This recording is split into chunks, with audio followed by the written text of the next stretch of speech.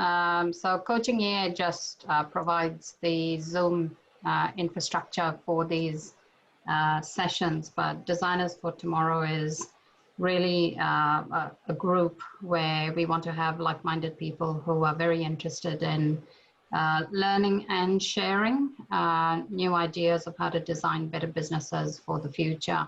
So it's not just about enterprise architecture, it really is about design and bringing design thinking concepts to the table to talk about how can we actually design future organizations. Cool. Certainly sounds like something I could be interested in. Cool. Well, I'm glad you turned up today. Indeed. All right, looks like we're ready to go. All yours. So you're getting the slides now? Yes, Tony. Yes. Okay. Right, so the three topics that I'll proceed to cover this morning. First is adapting the CIO role to different situations. So I'll give you a bit of background on the organizations that I've worked for as CIO and how they've influenced how to go about the role of CIO. Secondly, I'll provide a bit of a perspective on architecture, what I've seen over the years and how things have changed. And actually moving architecture from a bit of a technical black box into a fairly valuable business tool at this point in time.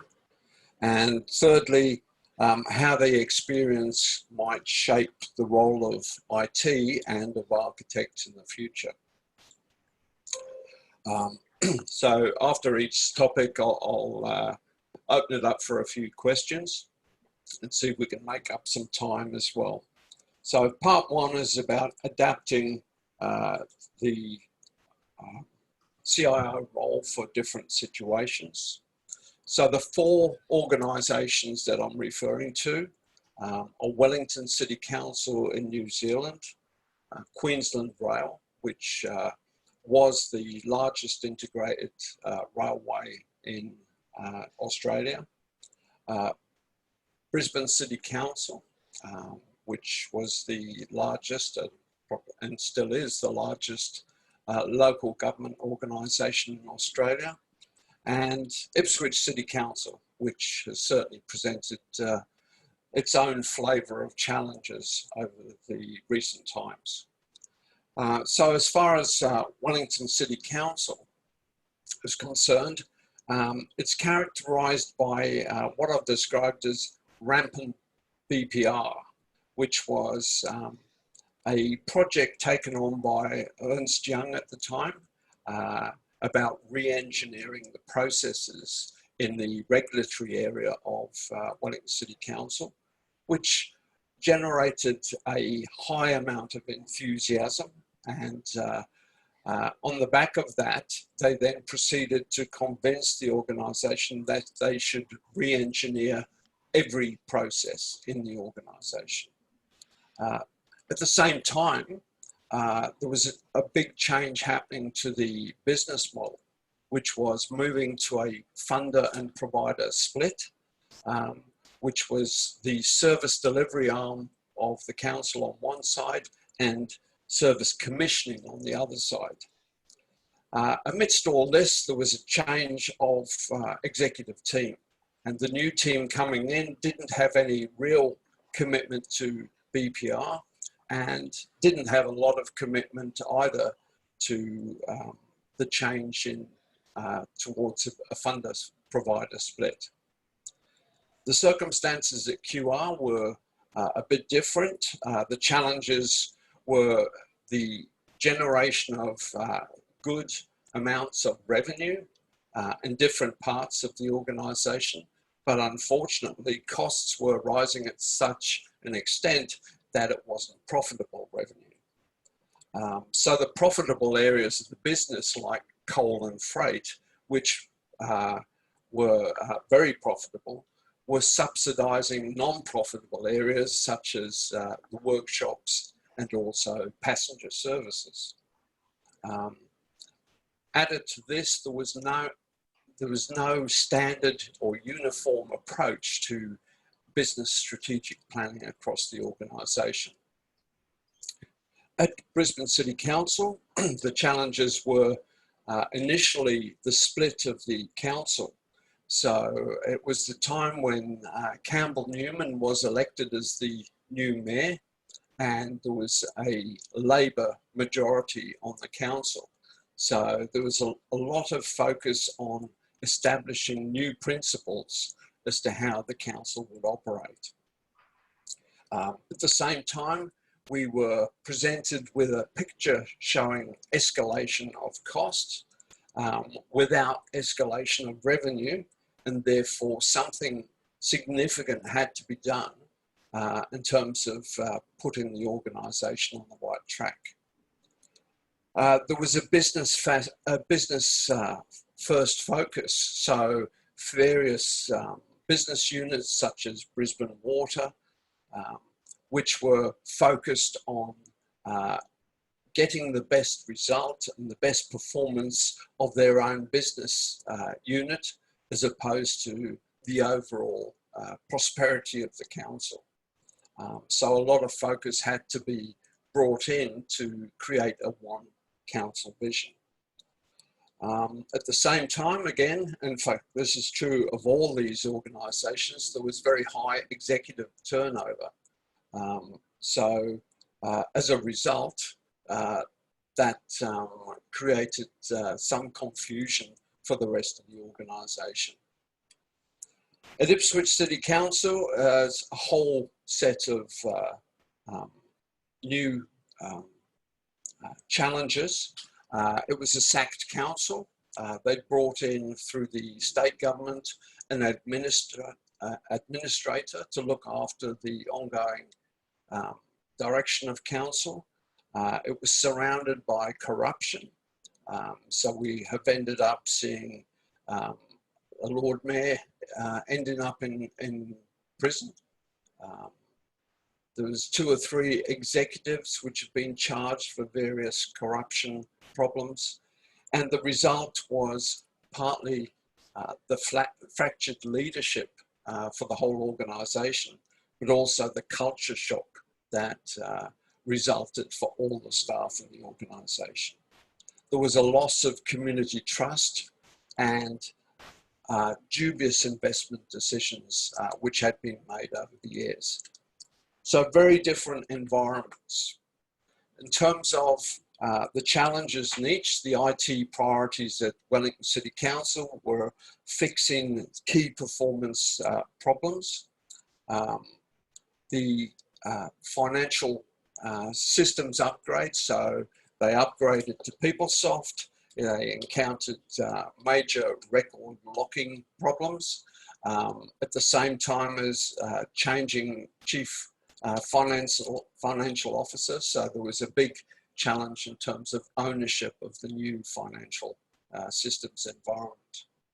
Plus, for every business engineering project that got off the ground, it generated another 20 to 30 IT projects that had to be addressed. So the focus was, as an IT director, managing vendors and improving the performance of infrastructure. Strategic planning, trying to bring and consolidate all this re-engineering activity and the projects that were generated together as a strategic plan. Enterprise modelling and islands of information. So just as an interesting aside, at the time I actually went over to Adelaide from Wellington to present on the subject of islands of information, which is about how the information in various formats is spread throughout the organisation without the tools to bring it together. Very topical these days. When I arrived at Adelaide Airport, I got into a cab to go to the conference. And I was joined at the back of the conference by an elderly gentleman, who the first thing he said as he got into the cab was, the sun's in the wrong place, which I thought was interesting. He had an American accent. And I later learned as we traveled to the conference venue, this was someone who was going to share the event with me and do a presentation. And his name was Doug Engelbart. Now you may or may not have heard of Doug, but it turns out that he was the inventor of the mouse. So of all his exploits, that was the one thing that he could never escape from. He never wanted to talk about the invention of the mouse, but that was what he was famous for. So that was an interesting episode. It's extraordinary. Yeah, it was. So moving on, Queensland Rail, IT priorities, the dysfunctional nature of IT, which is basically why I was brought in to fix things up. The culture at Queensland Rail at the time, could well still be the case, was that there's a right way, there's a wrong way, and there's a railway. And that's the attitude that you tended to encounter if you want to make any change impacting across the organisation. There was very poor demarcation of IT controls. For example, there was a separate telecommunications team that run the operational side of the railway, as well as they had ownership of all the network connections and the servers. So my situation was provide a service to the business with all the applications falling over every time the telecommunications team decided they wanted to disconnect a server. So it was one of the big challenges of getting them to hand over that responsibility for servers into the IS unit, which was achieved. So the challenges were bringing in a new ICT services model, including making decisions like when it came to operating the budget, can you please take $6 or $7 million out of the IT budget for contractors which existed across the business but were held in the central IS budget. That was a case of convincing the business areas that they didn't need to retain all these contractors, which were on board because of Y2K and GST upgrades. But if they wanted to retain them, that was fine, but they had to put them on their books, and that they were not going to remain on my books. As a consequence, they quickly agreed to change, and there was about 150 less contractors almost overnight in the organisation. The costs came down considerably, which were passed on to the business areas, so essentially everyone was happy. It was about bringing in culture change, looking at the culture at QR then, and looking at the sort of environment that was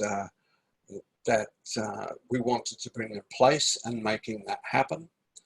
Improving governance and, as I say, consolidating server management in the IS team as opposed to the separate telecommunications team. In Brisbane City Council, Brisbane was always seen to be too big for local government packages. So the tendency was to go for best of breed, although over time we moved to a more integrated ERP environment. Cost control was significant, moving from a budget when I joined of about 127 million annual cost for IT, down to about 106 million over the 6-year period that I was there. And shadow IT was one of the big challenges.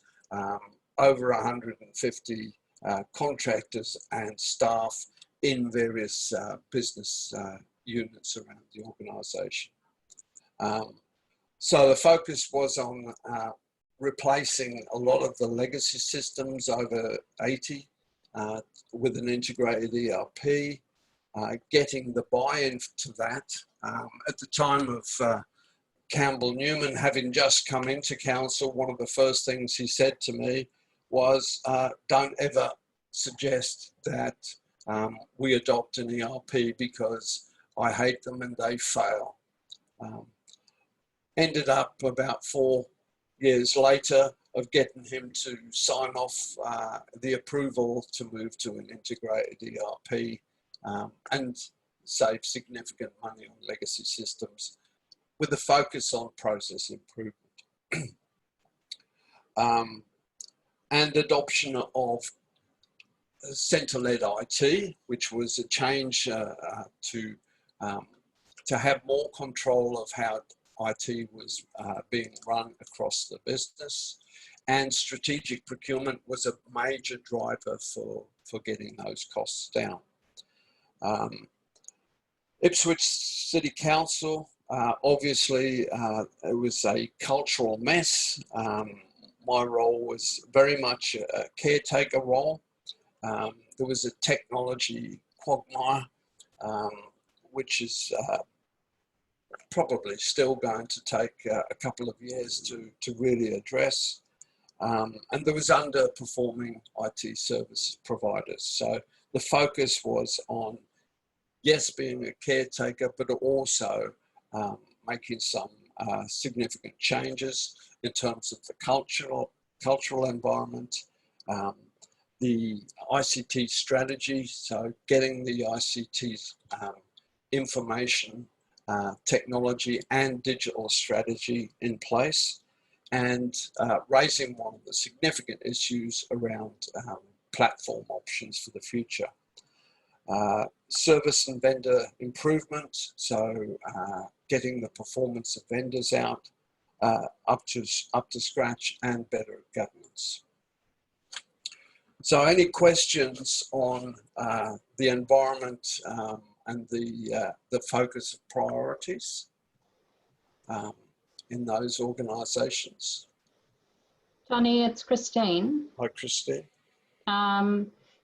A lot of the challenges that you faced in every organisation, seem really relevant to invoke enterprise architecture's help in solving those problems. Absolutely. At each organisation that you were, how well did that capability work for you? Well, I'll actually cover a bit of that in the next couple of slides. I'm jumping ahead. So, no worries, I'll hold on. I'll try and give that view as we move on. So this is Zoran speaking. Tony, you mentioned about enterprise modeling bit. Yes. And I was wondering to what extent you had a need, or you will see a need for more digital representation of policies. So for me, enterprise modeling is a modeling of processes, modeling of interactions, human interactions, but also trying to get more into the policy expression and computable expression of policies. Yes, certainly the digital focus on policies is more relevant today than perhaps it was back in 2000, say, when I was working with Queensland Rail. But certainly it's very relevant today. The whole question of digital versus IT is an interesting one. I've had different views from architects particularly that don't see there being a real difference between digital and IT. Others, on the other hand, think that it needs to be completely separate. At Ipswich City Council, for example, we developed a combined ICT and digital strategy, and actually produced strategy maps for both. So one that was focused on ICT and one that was focused on digital. And the real reason we did that was to increase awareness of digital and how it can affect the way the organization operates, and really getting business buy-in to the idea of a digital business. So great. Well, thanks for that. I mean, when I was referring to digital, I really meant you know, computable expression. So, for example, I'm very much involved in consent specification for digital health. So, what we are trying to move from natural language expression of consent for patient, to what extent we can have more, you know, if you want, computable expression, and it's obviously ICT domain. But I agree with you that there is a scope for both business view on the same thing and ICT view of the same thing, but there needs to be correspondence between these. yes, yes, I agree. Okay, I'll move on. The second part is some observations on IT, on enterprise architecture run. The first slide, CIOs believe that what they say is true, whilst enterprise architectures know what they believe is true. That could be a disaster, but also a recipe for a fruitful partnership. And I'd like to think that the way I've operated with enterprise architecture teams is the latter. So very much about partnership in terms of concepts that are born out of enterprise architecture, basically being involved in putting those forward to the organization, to the executive management team, and chipping away to bring thinking around to the necessary direction to get support for those ideas. And at the same time, ideas and concepts that I might have as a CIO relating to, for example, the ICT business model, having a good working relationship with enterprise architecture to look at the modeling that needs to underpin some of those ideas. So a bit of a partnership is essential to make it work for both. The second point is EAs believe that a picture paints 1,000 words. I've heard that many times. Why does it take so long then to explain what the picture represents or what the diagram represents? And I think this is a point of maturity over the years where the enterprise architecture language has become more business oriented. Way back then, it was very technically oriented. And as a result, you couldn't get the buy-in from the business. So looking at early experiences, initially I would say that enterprise architecture was very much like business analysis used to be, which was very much focused on current state. And the problem with that was there was an awful lot of time going into modeling a current state, which wasn't moving forward the organization, but investment of a significant amount of cost was involved. It was technology, not business driven, so there was limited buy-in from the business. There was a temptation to rebrand because there was a tendency to produce sleep apnea amongst the viewers of various presentations involving enterprise architecture teams. I literally said, I think it was at Brisbane City Council, can we stop using the term enterprise architecture, because there is now a high stigma associated with it that we need to move away from. The gradual shift has occurred And I say perseverance by architects, but also perseverance by CIOs who believe that there is ultimately high value in enterprise architecture. And I'd like to say I'm certainly one of those people. And relative value of solutions architecture came through early because there was a much more tangible result dealing with solutions rather than dealing with whole enterprise architectures. Successes, I'd say, at Wellington City Council with all that enterprise modelling, there was no enterprise architecture in that time. This is around the sort of late 90s, 2000 sort of time. We were using process models, we were using data models and CRUD matrices based on information engineering, which was probably one of the forerunners to enterprise architect. Queensland Rail, because it was a focus on regenerating the IS team, it was early days for architecture.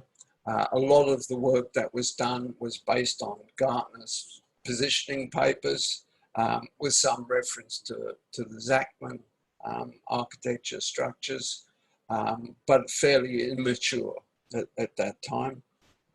BCC, there was good work on concept diagrams, construction of business cases, a lot of focus on solutions architecture and inventories, and early days for TOGAF being adopted.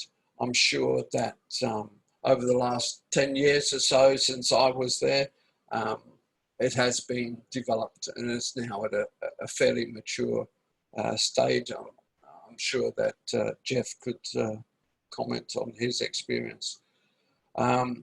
Ipswich City Council, I would say that it was probably a good example of one of those partnerships with enterprise architecture and the CIO working together on putting together the IT and digital strategy.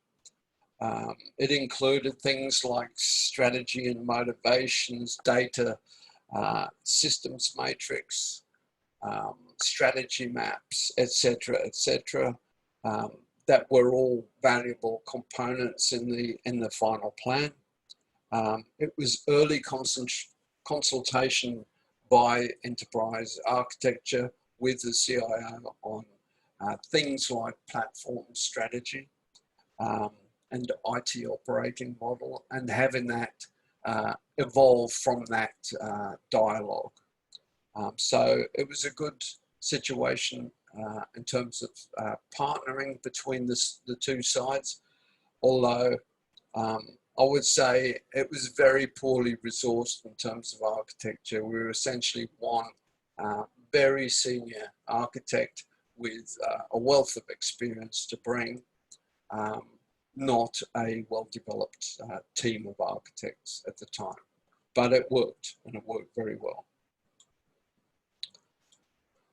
So the prognosis for architecture, I would say the future looks very bright for enterprise architecture. I think it's now come of age, if you like.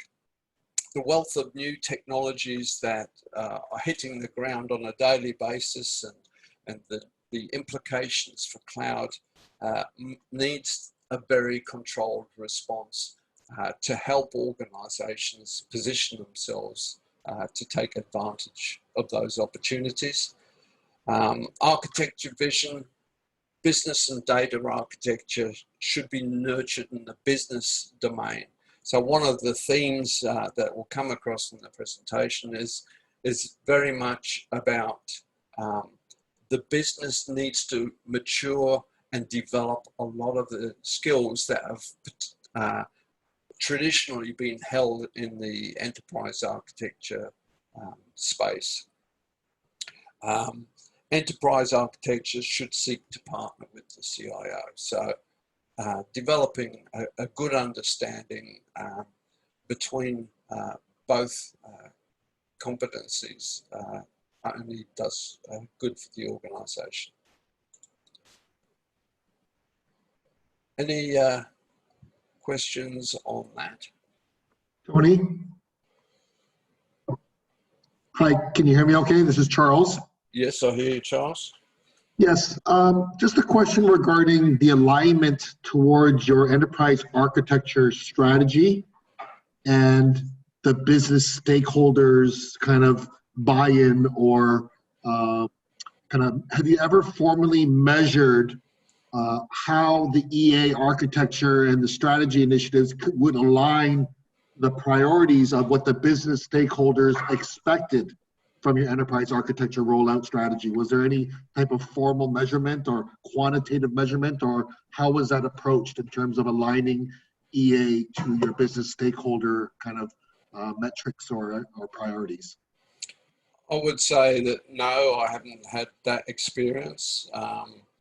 The measurement has been more in terms of having significant representation from the business with enterprise architecture, with strategy development, and basically bringing them on the journey. So it's not a case of producing a strategy from enterprise architecture, which is then reviewed by the business and scored by the business. It's a case of working together to develop that outcome. Does that make sense? How would you know if certain enterprise architecture stages or of evolution are meeting your business objective? How would you know that?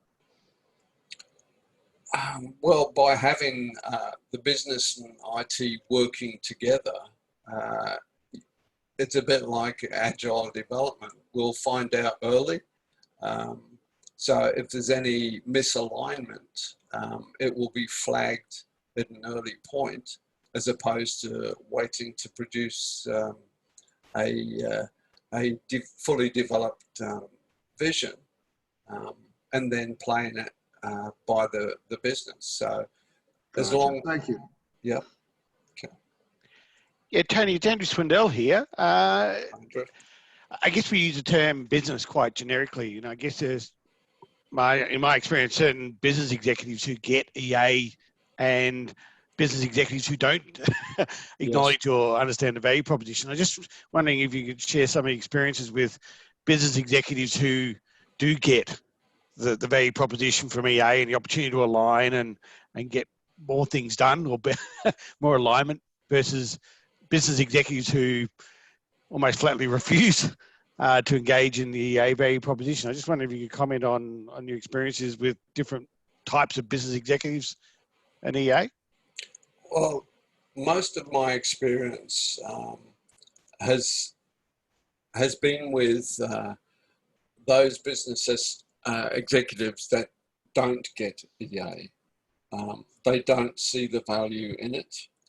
They see it as a technical bunch of considerations that is almost irrelevant to their business. And that's one of the problems. Because IT and enterprise architecture is seen as different from business, that's how it's treated. And part of what I'll be suggesting in the next few slides is about how do you bring that together and you take away some of that demarcation and you have some of that competence actually growing in the business as opposed to the traditional IT model. Excellent. Yeah, thank you. Look forward to it. Okay.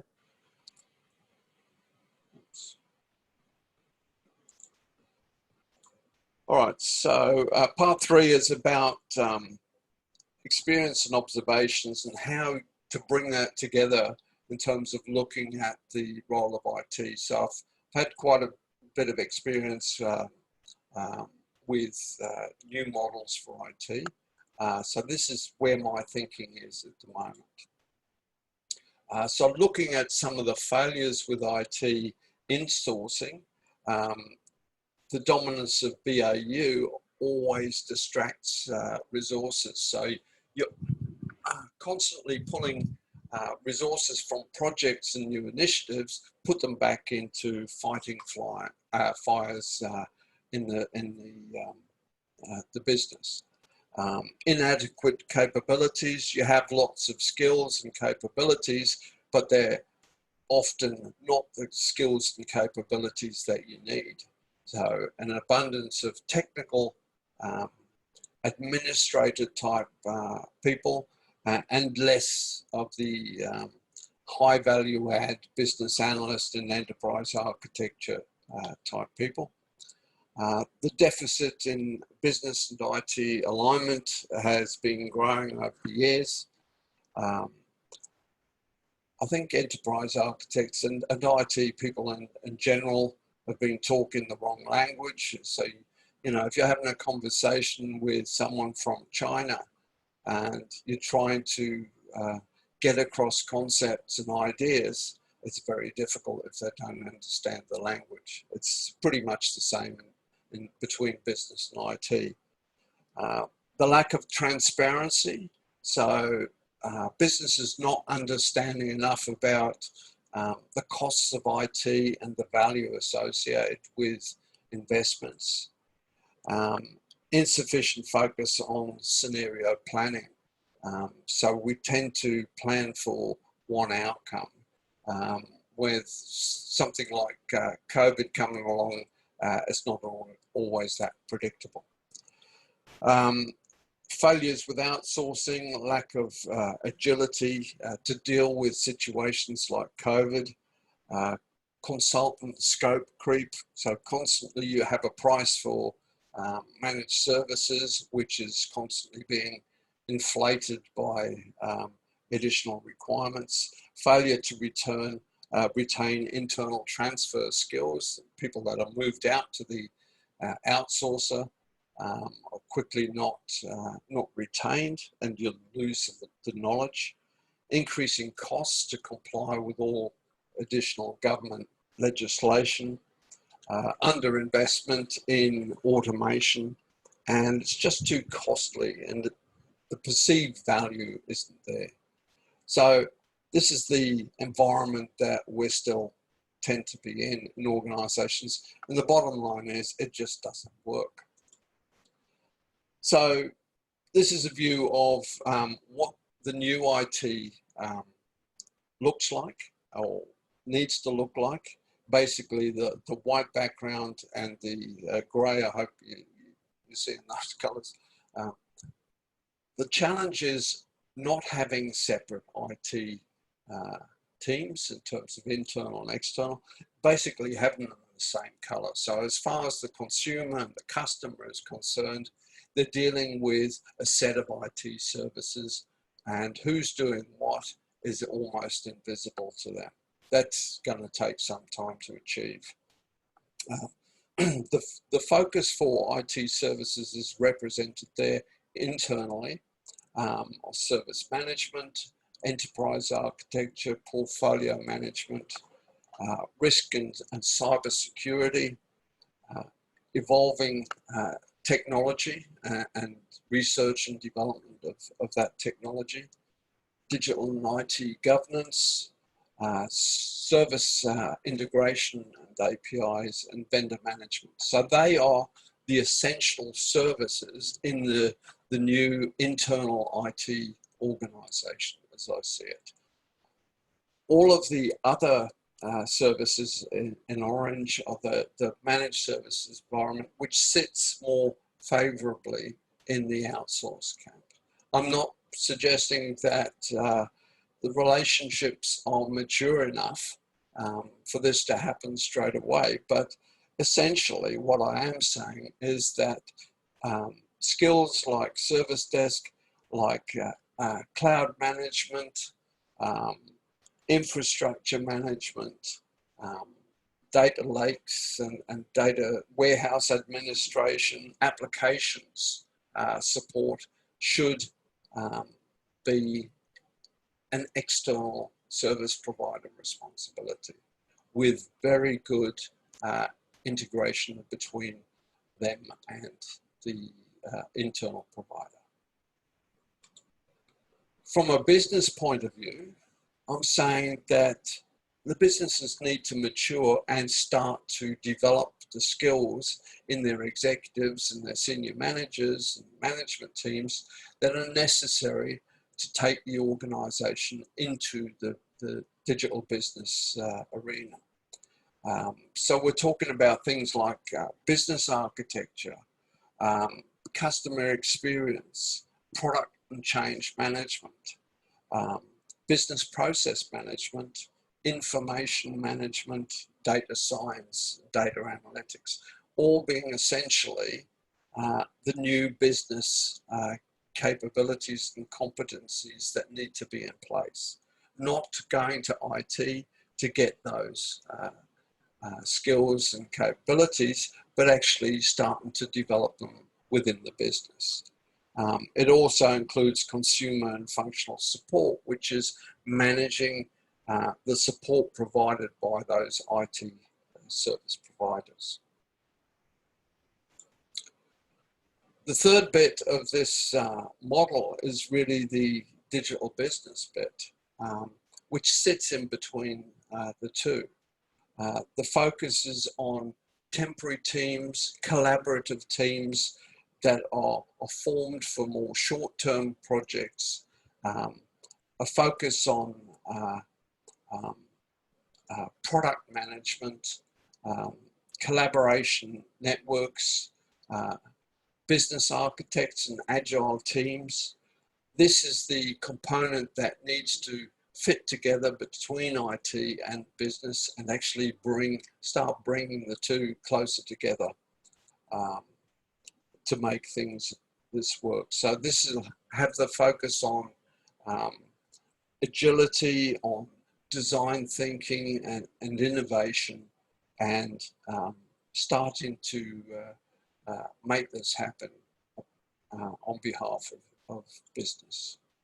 So if you bring all the components together on the business on the left side, as you look at it, the IT, internal and external, starting to come together on the right side, and the digital business, which is formed from people in business and IT in teams to deliver products to the organization. In terms of the CIO's role, if it's sitting on the right side, it's more of a traditional CIO, CTO type of function. In the middle, it's more of a CIO or Chief Digital Officer type of function.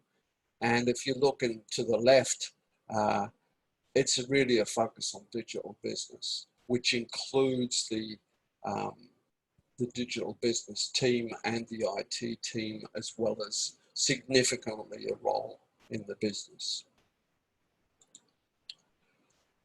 So just to wrap things up, main conclusions, CIO is largely, the role is largely dictated by the political and business environment that they need to operate in.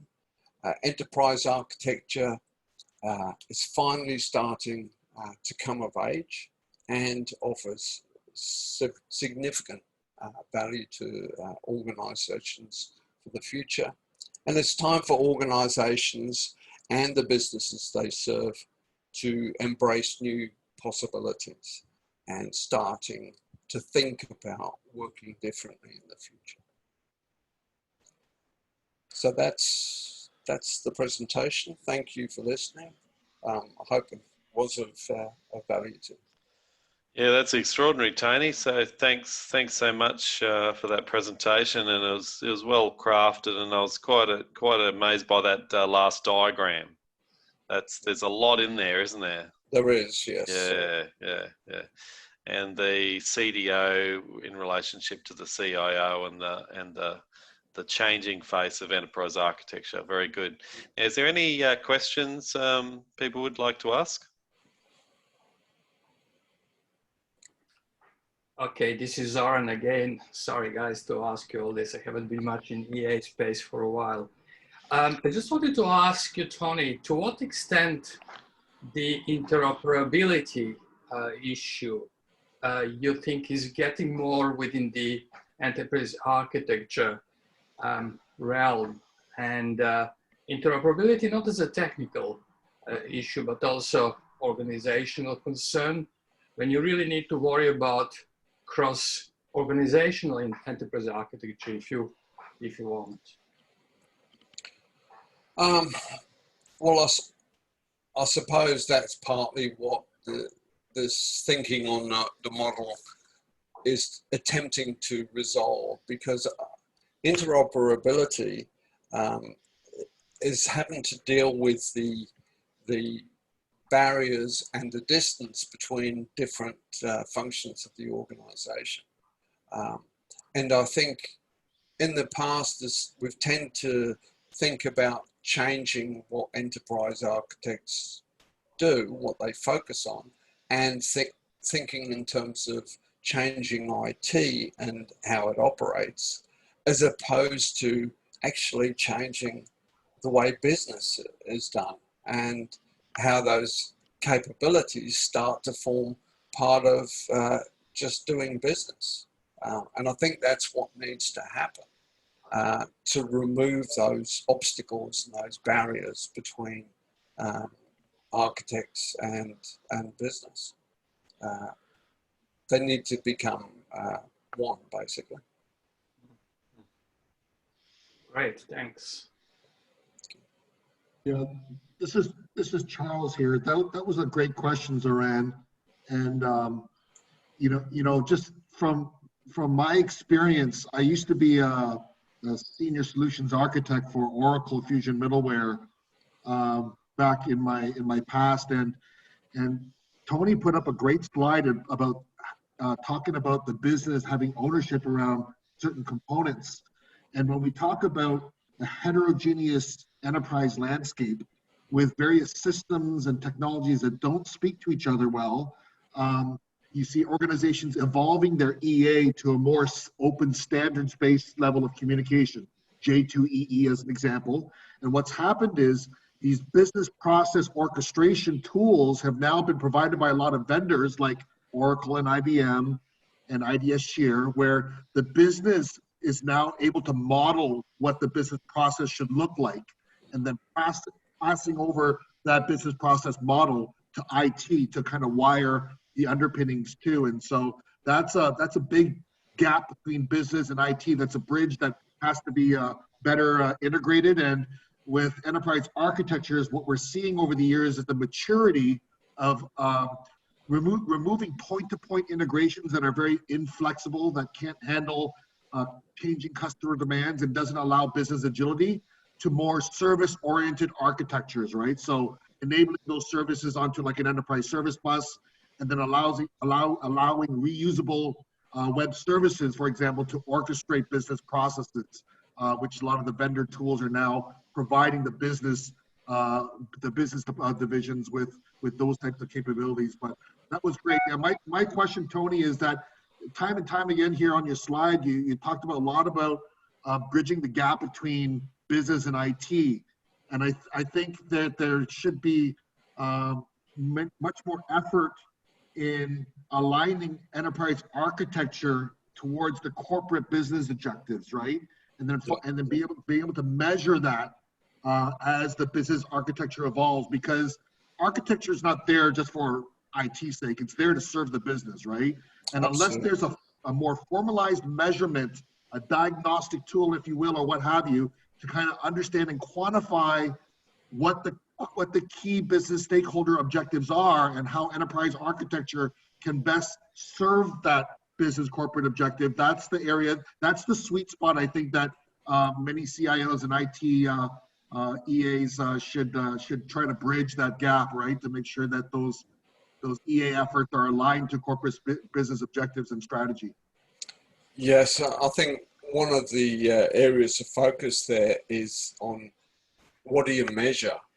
So as well as sharing objectives, it's a case of actually having the right KPIs, which are business-based as opposed to technology-based. Exactly, yes. And that's how you can actually prove there is actually value in enterprise architecture and the investment in digital technology to the business by making it accountable to the business.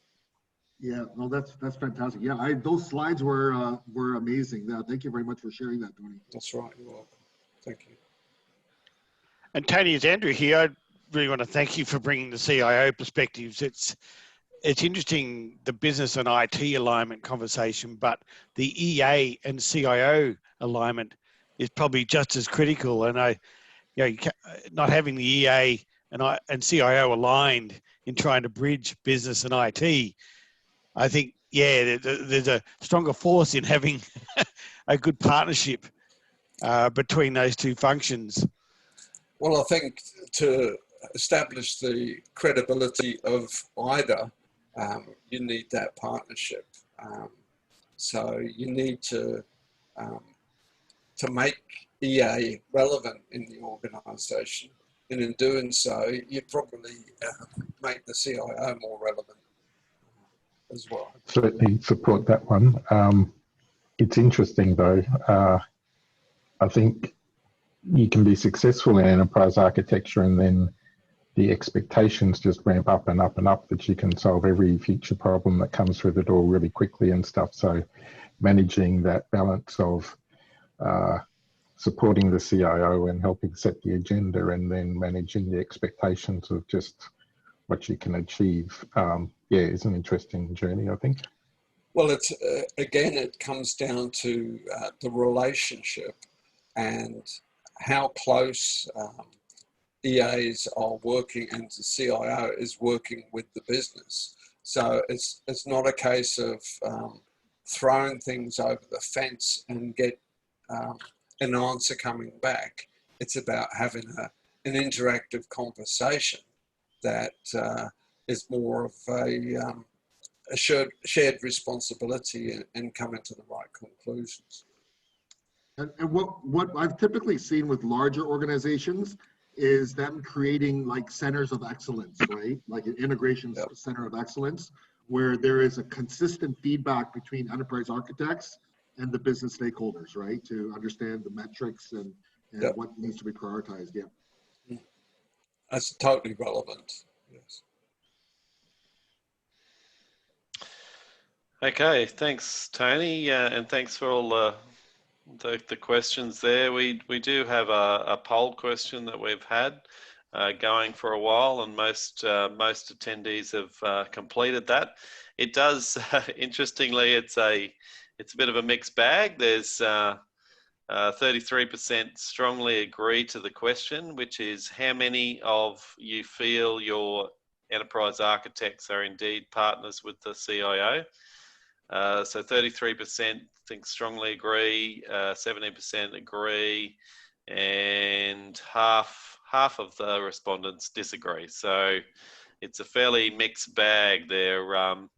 Did you have anything to say there, Tony? Do you think it's a difficult one? I would say it's a bit of a concern of half don't believe there is no partnership there. Is that what you're saying, Nigel? Yeah, it's very small numbers, of course, but yeah, it's difficult. Does anyone want to comment on how they answered the poll? It's Christine.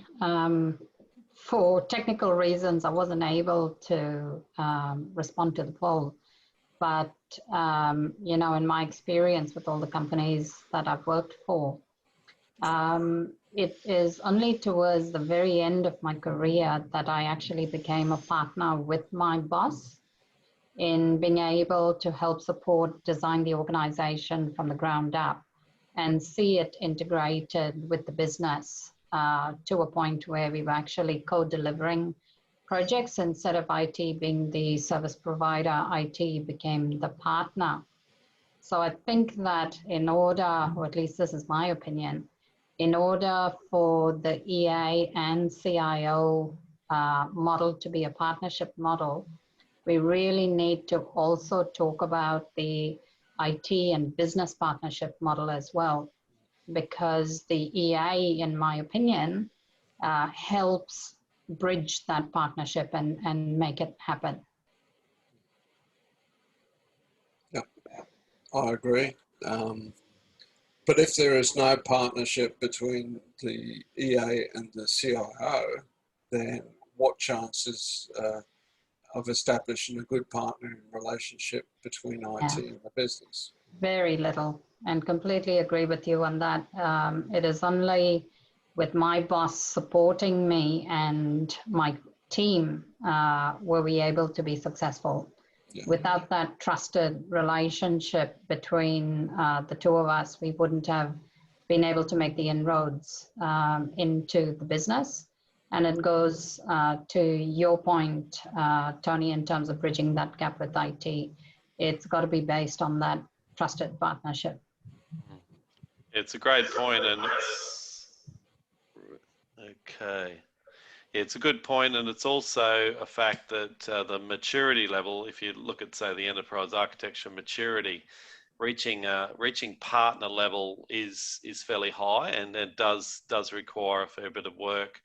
And I often hear the comment, you know, we want you to just deliver what you say you're going to deliver first before going to the partnership. So it's, you know, moving to a partnership arrangement is pretty high up there, but it's essential in the future for sure. Okay. I responded with strongly agree, and just as you had said, there is what's called an IT maturity model, and at the bottom what you'll find is an unstable kind of firefighter mode. IT is always constantly putting out fires, being reactive, not proactive. And then as you move up the IT maturity, you go from unstable to firefighter to trusted operator to business partner and then to innovator. And so IT shouldn't be seen as just as a cost center. IT is there to serve the business, which is why IT should make sure that they align towards the business stakeholders and understanding what they want, so that they can be seen as more of an innovator or a business partner that helps enable those corporate business objectives, right? And so that's the maturity model that I think IT needs to climb, is going from that unstable firefighter mode and being seen just as an IT cost center to more of a strategic business partner. Completely agree. Great point. Yep. Excellent, Charles. Thank you. I guess time's getting away, and it's great that so many people are still on the call, and it's been an excellent presentation from Tony. So if we can all give him a thumbs up or a virtual clap. Well done. So thanks, Christine. So it's been an awesome event today, and this is the last one for the year. And we're looking forward to coming back January, Feb with some new topics and new presenters. Now I was going to hand over now just quickly to Christine to wrap up, but thanks so much for all your attendance. This has been recorded. I will cut it down to the bare minimum and put it onto YouTube. So you'll see that link in Business Designers tomorrow. So thank you so much. Thank you. Thanks, everyone.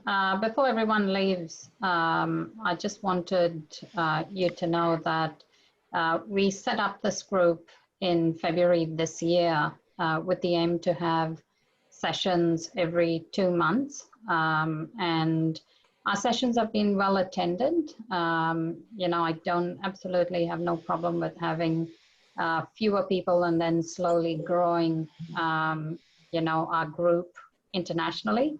In fact, we do have quite a few international people who have joined the group, as well as, even though we started the group in Brisbane, we certainly have reached the far corners of Australia in terms of our membership. Again, the forum's set up for people to learn and to share, because again, being a designer and being an enterprise architect, you can often feel quite alone. And it is only when you find your tribe that you can come together to share and learn and support each other to have great, successful careers as business designers.